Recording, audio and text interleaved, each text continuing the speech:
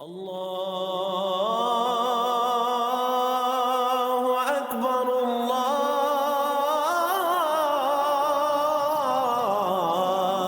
اکبر۔ محبوب خدا، محبوب خدا نبی پاک صلی اللہ علیہ وآلہ وسلم کی محبوبہ زوجہ۔ بڑا لطیف جملہ۔ آپ کی خدمت میں ایک سہیلی آئی، اس نے جب حالات دیکھے نا، یہ ملکۃ العرب، یہ اتنی طیب و طاہر اور سخی بی بی، آج حضور کے عقد میں آنے کے بعد، سب کچھ اسلام پہ نچھاور کرنے کے بعد، اتنا سخاوت کیا کہ آج خود بیٹھی ہے، دیے میں تیل نہیں ہے۔ اس سہیلی نے بے تکلفی میں آ کر کہا، خدیجہ تو جناب خلید کی بیٹی ہے، تیرے باپ کا شملہ اتنا اونچا تھا کہ عرش کو چھوتا تھا، اتنے بڑے باپ کی بیٹی، اور آج اپنے حالات دیکھ۔ اور جیسے میں نے کہا نا کہ معاملہ فہم ذہین ترین، آپ کا جواب دیکھیے کتنا خوبصورت ہے۔ آپ نے اپنے باپ کی حرمت کو بھی وہی رکھا اور حریم نبوت کا بھی تقدس کو کیسے سنبھالا۔ آپ کہتی ہیں، میری سہیلی سن میری بات، پہلے میں اس کی بیٹی تھی جس کی پگڑی کا شملہ آسمان کو چھوتا تھا، اب میں اس کی بیوی ہوں جس کے نالین عرش کو چھوتے ہیں۔ سبحان اللہ، کیا کہنے، جس کے نالین عرش کو چھوتے ہیں۔ آپ کا عقد مبارک چونکہ مولا ابو طالب علیہ السلام نے پڑھایا، اور دیکھیے خوش قسمتی ہے بی بی خدیجۃ الکبریٰ سلام اللہ علیہا کہ آپ کے نکاح خواں مولا ابو طالب علیہ السلام ہیں۔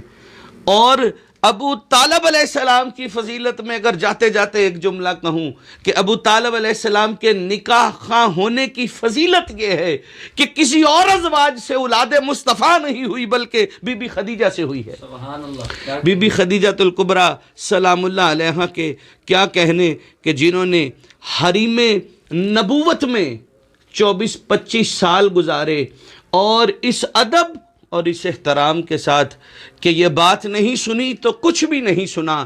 توجہ چاہتا ہوں، اتنی توجہ چاہتا ہوں اپنے سننے والوں کی کہ کیا کہنے، مجھے وجد آ رہا ہے یہ بات کہتے ہوئے کہ بخاری اور مسلم دونوں میں روایت ہے کہ حضرت ابو ہریرہ رضی اللہ تعالیٰ عنہ راوی ہیں، اور ایک اور جگہ پہ اس شان اقدس کو بیان کرتے ہوئے مولا علی بھی راوی ہیں۔ آپ فرماتے ہیں کہ بی بی خدیجۃ الکبریٰ حریم قدس میں یعنی نبی پاک کے گھر میں خدمت کرتی ہوئی ہنڈیا بنا کر کھانا پیش کرنے لگی نا، اتنی جلدی اور اتنے ادب شوہر سے کہ آپ کا پاؤں پھسلا۔ اس پاؤں پھسلنے پر جیسے کسی عام بندے کو تھوڑا سا کہیں راہ چلتے پاؤں پھسل جائے تو اسے محسوس ہوتا ہے کہ کہیں کسی نے مجھے دیکھا تو نہیں، وہ خود میں ایک عجیب کیفیت محسوس کرتا ہے۔ وہ کیفیت جب بی بی خدیجہ نے محسوس کی تو ابھی بی بی خدیجہ سالن اور روٹی لے کر نبی پاک کے پاس نہیں آئیں۔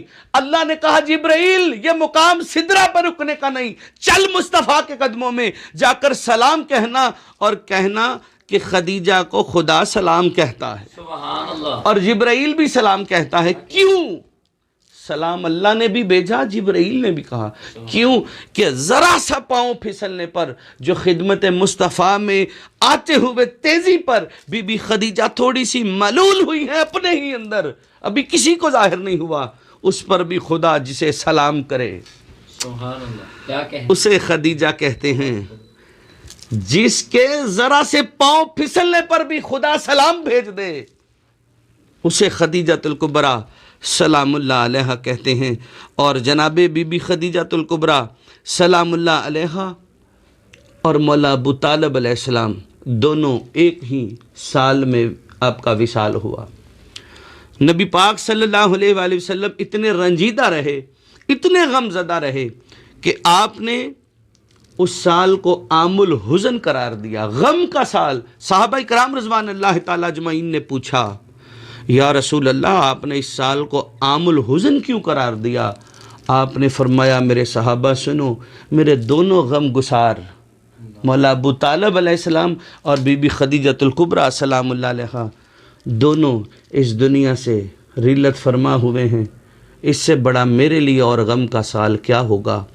اللہ رب العزت سے دعا ہے نبی پاک صلی اللہ علیہ وآلہ وسلم کی اولاد عظیم خدیجۃ الکبریٰ سلام اللہ علیہا کی اولاد عظیم جناب بی بی فاطمۃ الزہرا صلوات اللہ علیہا اور آپ کے شہزادوں کی نوکری میں ہمیں ہر جہان بسر کرنے کی توفیق عطا فرمائے. انہی سے وفا کرنے، انہی سے محبت پر، انہی سے مودت پر اپنی زندگیاں بسر کرنے کی توفیق عطا فرمائے اور ان کے حقیقی فیض سے ہمیں ہمیشہ مالا مال فرمائے. اللہ اللہ اللہ اللہ اللہ اللہ اللہ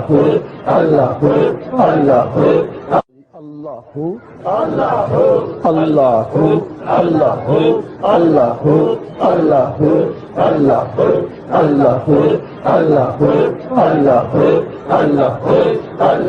لا الہ الا اللہ محمد رسول اللہ.